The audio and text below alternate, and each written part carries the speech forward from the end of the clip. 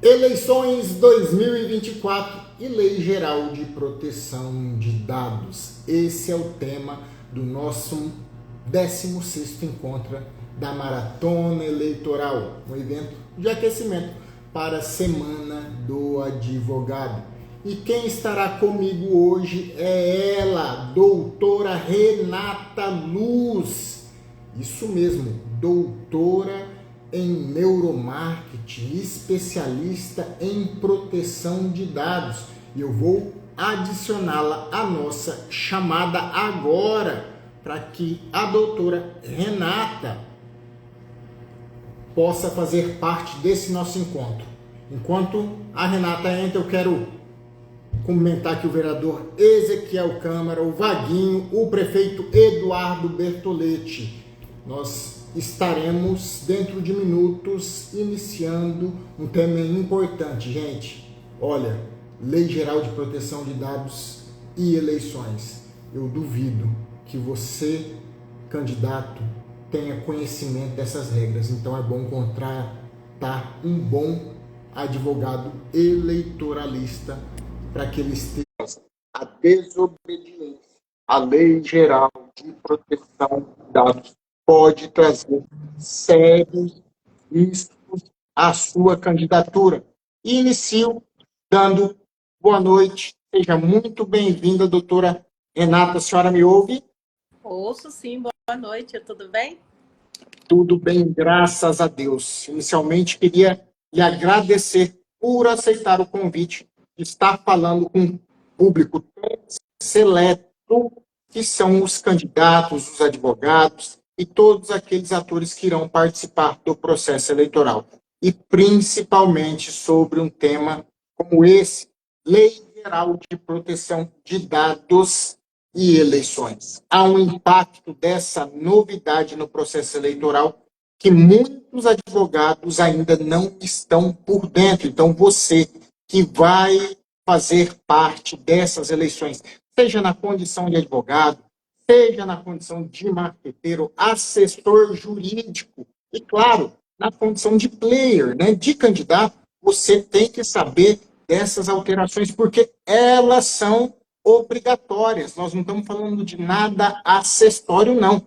Nós estamos falando de uma lei que ela vem para preservar a intimidade, preservar dados das pessoas lá com a Lei Geral de Proteção de Dados. E que agora o TSE já tinha, né, através da resolução 23671, implementado no processo eleitoral, mas agora reforçou. E eu convidei uma especialista, uma pessoa que está na crista da onda, para falar com a gente sobre esse tema que é de suma importância. Doutora Renata, inicialmente eu queria que a senhora cumprimentasse aqueles que estão, os internautas que estão nos assistindo, e iniciasse falando o básico. O que é Lei Geral de Proteção de Dados? A quem ela se destina? Sim, boa noite, agradeço o convite, tá, doutor Emanuel. E também já dou aqui meu boa noite, eu vi que tem alguns candidatos aqui, né, a vereadora, a prefeito, e nós vamos falar hoje da Lei Geral de Proteção de Dados, que é uma lei que faz o tratamento de dados, né, dentro do universo da política em qual nós vamos estar inseridos daqui uns dias, por causa das eleições, né, já vai começar, mas é uma coisa que tem que ser pensada antes, são os dados que precisam ser tratados antes, é a forma como os candidatos vão poder falar com seus eleitores, né? Quais são os tipos de plataforma e qual a segurança que eles podem ter em relação a esses tipos de tratamento que vão ser obrigatórios, já que o TSE agora normatizou, junto com a Agência Nacional de Proteção de Dados, a ANPD, todo um trâmite que precisa ser realizado. Doutora Renata, nós estamos falando com o público aqui, e entre eles existem muitos advogados, tá? Esse pessoal, ele está buscando qualificação para atuar nas eleições. Eu tenho, ao longo desse evento Maratona Eleitoral, falando a respeito desse nicho pouco explorado, que é o direito eleitoral. E tenho visto colegas que estão nos espelhando na maratona e resolveram também fazer lives, estão produzindo material. E isso é motivo de orgulho. Esse nicho, esse campo do direito, ele tem vaga, ele tem espaço para todo mundo. E quando eu vejo um colega que está com a gente já tomando essa iniciativa, é esse o espírito da maratona. É te levar a participar da Semana do Advogado Eleitoral, que estará acontecendo dos dias 8 e 10 de abril, evento gratuito, o link está na bio, para que você esteja capacitado a atuar nas eleições. Nós não somos concorrentes. Nós somos colegas, podemos até ser adversários em algum momento do processo, mas é uma área extremamente lucrativa e que tem espaço para todo mundo. Então, o doutor William, o doutor Paulo, o doutor Edielson da TV, grande amigo, seja bem-vindo, Edielson, o Luiz Gabriel, a doutora Cássia, o Léo, a Deusa, o Guilherme, todos que estão aqui, a Júlia, a Verliane, Patrícia, seja muito bem-vinda, Verliane, boa noite. O Crauler Albuquerque, o Gilmar, o Péricles, meu colega de bancos da faculdade, nós estamos falando sobre Lei Geral de Proteção de Dados e a importância da aplicação da LGPD para as eleições. Eu começo fazendo uma pergunta, doutora. A resolução 23671, lá em 2020, ela já trouxe alguns indicativos como a obrigatoriedade de nomeação de um encarregado de dados. E pelo que a gente sabe, seguindo a Lei Geral de Proteção de Dados, esse encarregado, ele é o quê? É a pessoa indicada pelo candidato, federação, partido político, candidato, para ser o canal de comunicação entre o eleitor e o ator do processo eleitoral. Explica para a gente qual que é o papel do encarregado de dados, o que ele deve fazer. O encarregado de dados ele vai acabar orientando, né? Ele vai ajudar a entender todo o processo de tratamento, os dados sensíveis. Vamos dizer que o advogado ele está lá cuidando de todo o processo eleitoral do candidato e ele vai ter que ter um encarregado, alguém que ajude ele a entender. Por exemplo, o partido resolveu ter um sistema para que ele possa mapear os seus eleitores e como que ele vai poder trabalhar, como que ele vai poder elaborar as campanhas ali dentro. E isso, o advogado, quando ele está cuidando de uma campanha, de um político, ele também tem que saber o que o outro está fazendo, né? E é nessa hora que começa a vir os impasses da LGPD, porque você tem que saber direcionar. Por exemplo, existem dados, todos os dados, quando você coloca o partido, as etnias das pessoas, o nicho, o sindicato que eles pertencem, então você está tendo dados que você precisa ser trabalhado, esses dados sensíveis. Então, hoje, dentro do TSE, ele colocou que quando o TSE esqueci agora o termo técnico, doutor, se eu puder me ajudar, ele validar aquele candidato, liberar para que ele possa fazer suas campanhas, ao mesmo tempo ele tem que indicar um encarregado de dados. Deferir o registro. Então, na hora do deferimento do registro, ele tem que indicar quem é o encarregado de dados, a pessoa que vai ser responsável por fazer o tratamento desses dados, para que dê legalidade a ele dentro de todas as ações que ele vai poder ter em contato. Porque o que é que acontece hoje? Dentro de uma campanha, todos querem fazer suas propostas chegarem ao maior número de eleitores. E também temos que lembrar que temos eleitores a partir de 16 anos. Então, esses eleitores, nessa idade, eles são dados sensíveis, porque eles são menores. E todo dado, quando você anotar o nome desse eleitor, a zona que ele vota, quais são as possibilidades de políticas que você pode envolver, que possa seduzir esse eleitor a entender e a vir para o lado da sua campanha, são dados sensíveis. Então, nesse momento, você precisa tratar esses dados, você tem que chegar de uma forma em que o seu concorrente, não use isso contra você dentro da sua campanha. E olha como é importante, pegando esse gancho da doutora Renata Luz, ela que é membro da Associação dos Profissionais do Norte do país, né, que tratam de privacidade de dados, como é importante essa fala dela quando diz respeito às estratégias de campanhas. O que você, enquanto advogado eleitoralista, deve estar preocupado? Além de instruir o seu cliente para que ele obedeça à resolução, a 23671, lá no seu artigo 10, parágrafo 5º, que fala do papel da obrigatoriedade.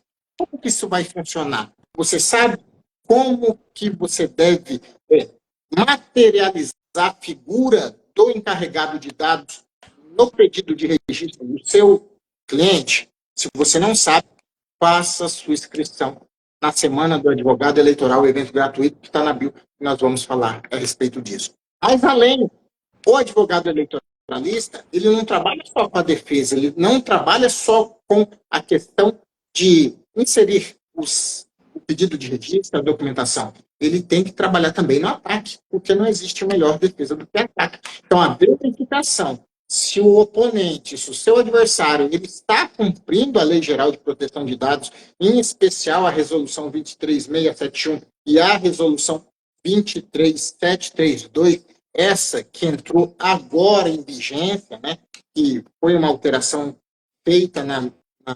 23610 e vai valer para essas eleições, o papel do advogado eleitoralista é verificar, olha, será que o adversário que está em confronto direto, se é uma eleição majoritária, ou no caso de uma eleição proporcional, ele está obedecendo, ele anotou quem que é o encarregado de dados, como que isso vai funcionar na campanha dele, você tem que saber tudo isso, e você tem que saber operacionalizar o papel do encarregado de dados na eleição. Por isso que nós, eu e a doutora Renata, além do evento Semana do Advogado Eleitoral, estaremos fazendo um treinamento que será divulgado nos próximos dias de como você deve instrumentalizar isso na campanha. O que a lei fala, mas como que vai ser instrumentalizado nas eleições, o papel do encarregado. Então, fique atento, faça a sua inscrição no evento indicado na bio para estar acompanhando. Entra no nosso grupo de WhatsApp, que tudo isso vai ser disponibilizado para vocês. Avançando, doutora Renata, a outra alteração também trazida, agora essa nova já da Resolução 23732, que diz a respeito da elaboração do registro de tratamento, um tal de ROPA, ROPA, que deve ser feito pelas campanhas eleitorais. Explica para a gente, o colega advogado que não está nos assistindo, o que é esse relatório, na verdade, essa elaboração de registro, o ROPA? Então, nesse momento, ele vai ter que elaborar todo o processo, ele vai dizer como que ele vai fazer e chegar. Porque, além do ROPA, ele vai ter, que aí é o encarregado, e a gente tem que lembrar de dois outros cenários importantes, dois outros atores, que é o controlador e o operador, né, dentro das eleições. E isso tem que ser tudo muito bem mapeado, bem desenhado, porque no relatório, além disso, você tem que mostrar os impactos do que isso pode trazer, né? Então, aonde vai ter risco e aonde não vai ter risco. E aí, dentro do ROPA, você deixa tudo isso muito desenhado e mostra como que você está fazendo a sua transparência, né, eleitoral, da sua campanha eleitoral. E o advogado, nesse momento, ele tem que observar se está cumprindo o que o outro propôs dentro da ROPA, né? Então, assim, ele vai ter esse relatório, ele vai mostrar todo um processo. Por quê? Às vezes a gente usa só uma nomenclatura e fala um relatório, mas para elaborar esse relatório, você tem que pegar o que o encarregado pôde fazer dentro desse tempo, em cima do que o controlador e o operador vão atuar. Então, assim, o controlador vai ser aquele que vai dizer o que ele quer que seja realizado com aqueles dados. Por exemplo, eu estou com um dado do Dr. Emanuel, eu sei em qual partido ele é filiado, o número de telefone dele e o que eu posso usar dentro da minha campanha para obter o voto do Dr. Emanuel. E aí, isso eu tenho que gerar um relatório de como que eu vou trabalhar dentro desse nicho de pessoas, o que elas vão fazer e o que o meu controlador, que é o dono dos dados, vamos dizer, ou é o partido, a federação, ou é o candidato majoritário que está ali também despontando, como que ele quer atacar essa campanha dele, aonde que ele vê que tem pontos que ele precisa trabalhar mais e aonde ele está forte. E aí o controlador vai dizer assim para o operador, que muitas vezes as pessoas chefes da campanha, né, que vai ter as pessoas que vão estar ali trabalhando e executando o que ele precisa, empresas de marketing, o que vai gravar o comercial da propaganda, de TV, de rádio, e aí eles têm que trabalhar nesse conjunto. E aí é onde que a gente faz esse relatório, coloca os impactos, aonde que está entrando cada artigo do tratamento, né, das bases legais, para poder definir a seguridade da campanha. Para você que entrou agora, deixa eu dar o meu boa noite aqui ao André, o Will, o Batista, a Gabriela, colega advogada lá de Candeias do Jamari. Seja bem-vinda, doutora Gabriela. O Souza, o Daniel, o Batista, a Carol, o Rodrigo, o Felipe, o Davi, a Carol Carneiro, a Carolzinha, o Coutinho também, a Ana, a Priscila, todos vocês que estão entrando agora. Nós estamos falando do impacto da Lei Geral de Proteção de Dados nas eleições, uma obrigatoriedade trazida pela Resolução 23671 e pela Resolução 23732 do TSE. Você que vai atuar nessas eleições. Candidato, assessor, equipe de marketing, esteja atenta à divulgação desses dados, viu? Não é qualquer dado que poderá ser divulgado. Isso por quê? Porque nas últimas eleições houve um número razoável de vazamento de dados que foram coletados do PJE. Nós, advogados, sabemos que CPF, telefone, informações ditas sensíveis estão de forma acessível a todo aquele que tem acesso ao PJE. Então, antes de prosseguir, explica para a gente, doutora, o que é um dado sensível para o grande público, né? Qual que é a diferença de um dado sensível, um dado aberto? Qual é essa classificação? Então, o dado, vamos dizer assim, nós todos temos os dois tipos de dados, os sensíveis e os dados pessoais. Os dados pessoais é aquele que está o nosso nome, muitas vezes o nosso telefone, e aí, o que vem a ser os dados sensíveis? A minha filiação partidária, um eleitor menor de idade, se ele pertence a algum sindicato, né? Então, todos esses passam a ser dados sensíveis.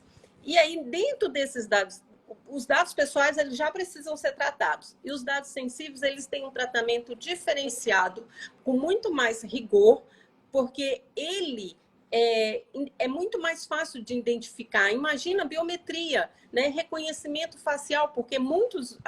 hoje, eu estava até vendo, existe aplicativos já de partidos dentro do país em que ele faz o reconhecimento facial. Você salva a sua senha pelo reconhecimento facial, você abre esse aplicativo. Então, quem desenvolve esse aplicativo para o partido é um operador e ele tem responsabilidade solidária junto com o partido, porque ele também tem que estar adequado.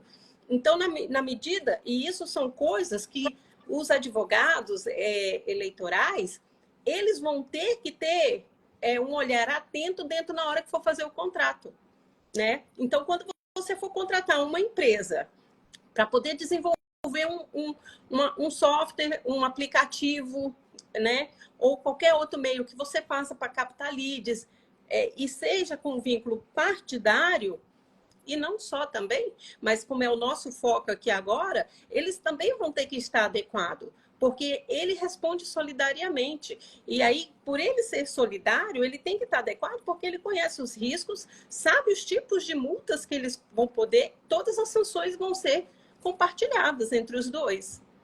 E isso que a senhora falou aqui é muito importante, porque ao analisar a resolução, me parece que o TSE ele não atrelou, não sei se por desconhecimento técnico, e não é uma crítica que faço, mas ele não observou que, além de tudo que ele deixou expresso na resolução, ainda há aplicação de sanções pecuniárias pela Autoridade Nacional de Dados, não é isso? Sim, todos vão sofrer as sanções.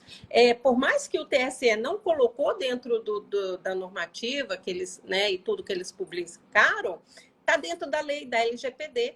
E aí tem que cumprir. A NPD, ela vai poder, sim, atuar. E como é que ela vai chegar? Mas são muitos partidos, são muitos políticos dentro do país que vão estar concorrendo. A NPD, ela não precisa estar em cima, mas o concorrente daquele candidato, ele pode fazer a denúncia. Até mesmo o próprio eleitor que teve um dado vazado ou que ele recebeu uma mensagem que ele não deu o consentimento, ele pode fazer a denúncia na NPD.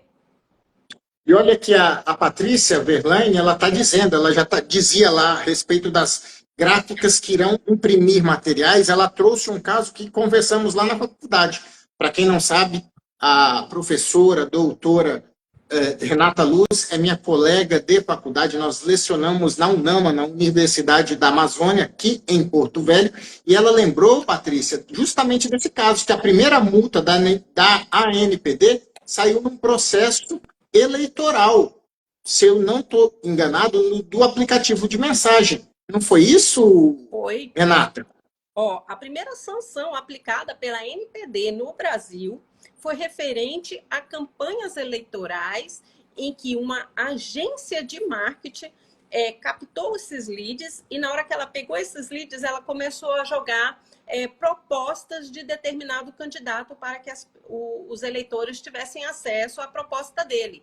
Só que ele não tinha dado consentimento, as pessoas denunciaram, não foram outros candidatos e nem um advogado, né, eleitoral de partido A ou partido B que fez a primeira denúncia. Quando foi se averiguar, aí sim, nessa averiguação, os advogados eleitorais, né, eleitorais, doutor Manuel fala? Exatamente. Os advogados eleitorais embasaram e fez com que a agência de marketing e o candidato que estava envolvido, porque eles eram solidários, um era o controlador e o outro era o operador, recebesse sanções. Teve multa, e uma das sanções foi porque não havia um encarregado de dados. Né? Ele não tinha um encarregado de dados para ser responsável pelo tratamento de dados. Então, não basta apenas saber a lei. Você tem que aprender com quem sabe na prática a instrumentalização desses procedimentos nas eleições de 2024. Para isso, novamente, pessoal, quem está entrando agora, quem está assistindo a live pela primeira vez ou ainda não fez a sua inscrição, acessa a bio e se inscreve na semana do advogado eleitoral, evento online gratuito. Você que está falando de todo local, de toda parte do país. Eu vejo que o Tiago Rafael entrou, a Kellen Carolina, o doutor Bernardo, que nos acompanha, o Cristiano Reis, o Lucas, a Michele Castelo. Escreve aí de onde você está falando para a gente poder falar diretamente. Aqui eu já... Desculpa, doutor. Alguns aqui eu já reconheci. Nós estamos tendo audiência em Brasília, nós estamos tendo audiência do Rio Grande do Sul, audiência do Pará, audiência de Minas, né? E eu acho que tem mais gente aí que eu ainda não acabei localizando. A Vanderlaine de São Paulo, Tupã. Tudo bem, Vanderlaine? É um prazer enorme estar falando para vocês e indicar. A gente está junto na Semana do Advogado Eleitoral para saber instrumentalizar essas práticas. a resolução ela é fria, mas como isso acontece, como que eu vou efetivar de verdade esse procedimento no processo eleitoral? Então, se você não fez sua inscrição, corre lá, clica na bio, evento gratuito, online, 3 dias, e que nós vamos fazer a maratona do advogado eleitoral. Se você quer atuar nessa área, se você quer ver a sua advocacia transformar e faturar honorários como você nunca viu antes, tudo isso estará na semana do advogado eleitoral. Doutora, tem mais um ponto que eu acho importante que nós temos, é preciso que comentemos com o pessoal que nos assiste, que é um destaque trazido também pela resolução 23732, que é a elaboração de um relatório de impacto. Esse relatório, a previsão dele está lá no artigo 33D da resolução 23610. Explica para a gente. O que é, para quem não tem noção, nunca estudou a LGPD, você sabe que a Lei Geral de Proteção de Dados é uma lei nova. Muitos advogados, assim como eu, já tenho 16 anos de formado, e no meu tempo não existia Lei Geral de Proteção de Dados. É uma disciplina que eu tive, né, fazer um curso de extensão paralelo, um curso para agregar a minha advocacia. Muitos que estão nos assistindo, eu imagino também que não tiveram contato na faculdade.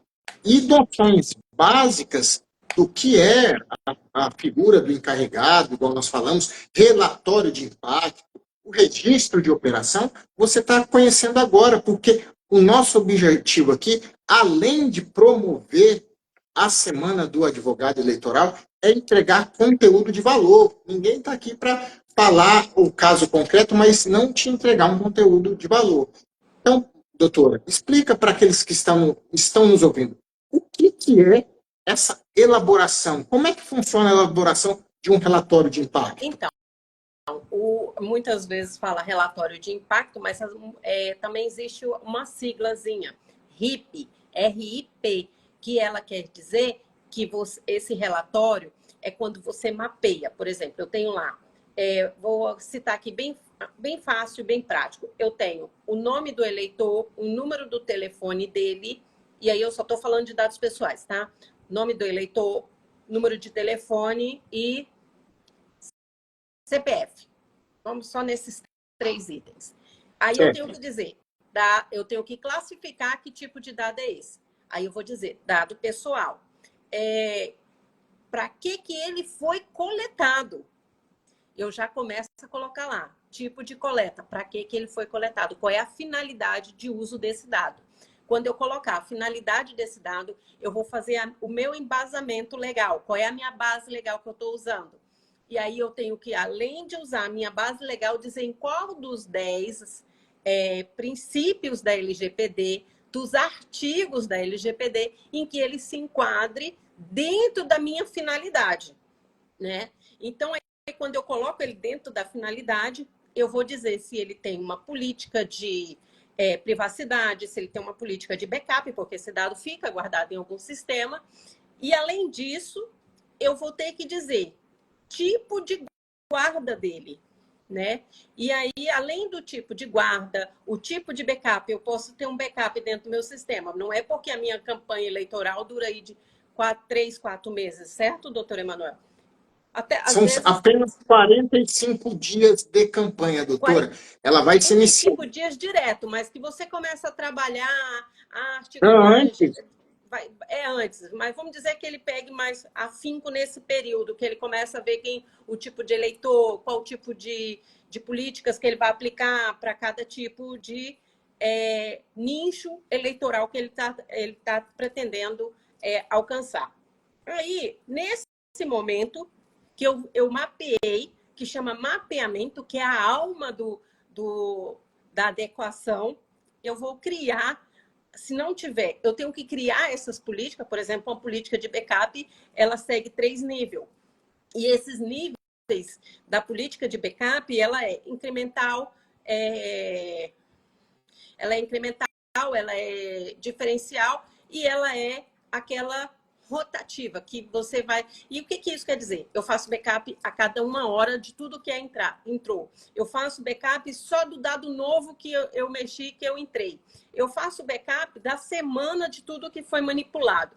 E aí, nesse momento, eu vou dizer quantas pessoas, o nível de acesso de cada tipo de pessoa, e isso é o meu relatório de impacto, porque eu tenho que dizer a probabilidade, e isso o encarregado de dados vai ter que fazer, tá, doutor Emanuel? Ele tem que dizer a probabilidade de vazamento, o risco de que cada setor corre, porque, vamos dizer, eu estou lá com nome e número de telefone. Se eu compartilhei com 10 pessoas, eu tenho 10 pessoas mandando... só um intervalozinho, vou dar boa noite para o doutor Harum, juiz aqui em Porto Velho, conheço ele desde Paraná, que está aqui presente na nossa live. Então, eu tenho que dizer o nível de acesso que cada um deles tem e o tempo que eles vão levar mexendo e manipulando esse dado. Porque se o telefone do meu colaborador, né, do meu assessor for roubado, eu sofro um tipo de impacto, porque a pessoa que achou ou que furtou esse telefone, qualquer coisa, pegou esses dados, ela pode usar para outra situação. E isso é responsabilidade do controlador, do operador e o encarregado de dados também. Nesse momento, ele começa a trabalhar as responsabilidades em conjunto. E aí, por isso que é o relatório de impacto, porque a gente tem que prever alguns cenários também. Informação valiosa. Essa informação, ela compensou o tempo que você está aqui com a gente. Se você vai atuar nessas eleições, você já sabe da obrigatoriedade. Não é mais faculdade do partido candidato federação. É uma obrigatoriedade que você pode responder tanto perante a Justiça Eleitoral como perante a autoridade nacional de dados, conforme falou a doutora Renata. Por isso que eu quero,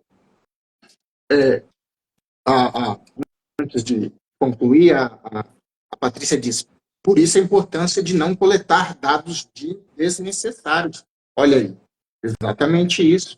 As pessoas de má fé, elas estão coletando esse tipo de dado. Nas últimas eleições, como eu falei, houve um número explosivo de fraudes cometidas com dados vazados do PJE da Justiça Eleitoral. Era cliente ligando, doutor, mas inventaram uma multa, eu paguei essa multa que vinha com o brasão da Justiça Eleitoral. Eu falei, a Justiça Eleitoral não manda multa por e-mail, ela não manda multa por WhatsApp. É essa preocupação, reflexo dessas manobras, desse vazamento de dados que fez com que a Justiça Eleitoral tivesse atentasse, instrumentalizasse a aplicação da LGPD de forma efetiva.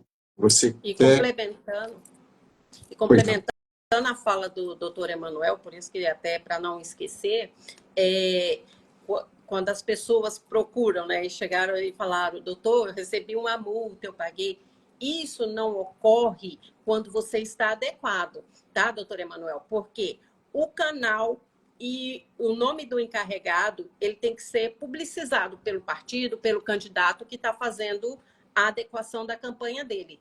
E aí, se deixou que o contato será somente o doutor Emanuel, que vai falar com a Renata não pode, porque ela acaba perdendo o respaldo jurídico e o contrato tático, né? Aquele contrato verbal entre o encarregado e o titular de dados, porque se eu fui indicada a só falar com o doutor Emanuel e receber somente informações do doutor Emanuel, eu não posso receber de terceiros, tá, doutor Emanuel?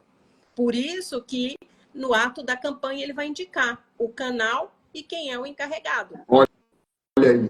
Olha aí.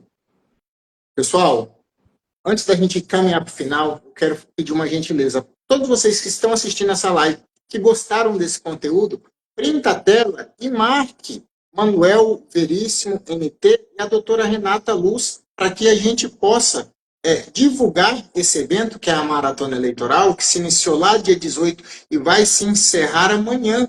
Nós fizemos uma verdadeira maratona com os principais pontos. essas aulas estão gravadas no meu perfil. Você pode ver ali na minha timeline que todos os nossos encontros foram gravados. Isso tem que chegar ao maior número de pessoas possíveis, né? Então, printa, marca a gente para que a gente possa chegar ao maior número de pré-candidatos, advogados e todos que irão trabalhar nessas eleições. Doutora Renata, antes de finalizar, eu queria passar a palavra para a senhora, para que a senhora fizesse as considerações finais do que a senhora quer fazer alguma complementação, deixar algum recado para aqueles que estão nos ouvindo há mais de 40 minutos. Eu quero agradecer a presença, né, e também ao convite do Dr. Emanuel, a presença de todos que passaram aqui e continuam aqui na live. A gente deu pinceladas, né, porque sabe da complexidade que é trabalhar LGPD dentro das eleições. As eleições de 2024, nós estamos aqui falando hoje, é a nossa segunda live sobre esse conteúdo, né? Porque há 4 anos atrás, a primeira live do estado de Rondônia falando de LGPD nas eleições foi com o doutor Emanuel. O doutor Emanuel vem estudando, está bem dentro do contexto do que acontece das eleições, que vem a LGPD, e eu falo assim, todo o seu dado é o seu bem precioso, né? E dados hoje é um petróleo, ele vale como petróleo. Então, que você tenha esse cuidado e que os advogados eleitorais tenham esse cuidado na hora de fazer todos os contratos e fazer toda a proposta, né? Regulamentar toda a campanha dos candidatos que eles estão responsáveis, de ver essa parte da adequação, porque se não fizer direito, vai acontecer algo que ninguém quer, né, doutor Emanuel? O candidato não vai poder seguir com as suas campanhas. Eu quero agradecer a doutora Renata, como ela lembrou, as pessoas do bem, eu imagino que elas se conectam e a gente, né, tem essa afinidade muito antes de trabalharmos juntos na faculdade. Te agradecer, registrar o carinho que tenho pela colega, mas também pela profissional, que está sendo só motivo de elogios aqui por quem está nos assistindo. Uma explanação brilhante, um tema delicado, um tema complexo, que foi traduzido da forma mais simples possível, né? Que tem alguns elementos que realmente, pela complexidade da lei, há uma necessidade de um aprofundamento sobre os termos da LGPD. Mas dentro do que foi proposto, essa pílula de conhecimento, obrigado, professora Renata, obrigado a cada um de vocês que estão conosco até agora. E, novamente, para encerrar, Semana do Advogado Eleitoral, evento gratuito, link na bio, 3 dias, de 8 a 10 de abril, nós vamos fazer uma verdadeira imersão sobre direito eleitoral e como esse nicho da advocacia pode mudar a sua carreira e você faturar até 7 dígitos em apenas 45 dias, assim como eu fiz nas eleições de 2020, as últimas eleições municipais. Boa noite, doutora, boa noite a todos. Lembrando que amanhã é o último dia da maratona, às 8 horas de Rondônia, 21 de Brasília, e às 21 horas de Brasília. Sempre um tema diferente. Obrigado e até a próxima.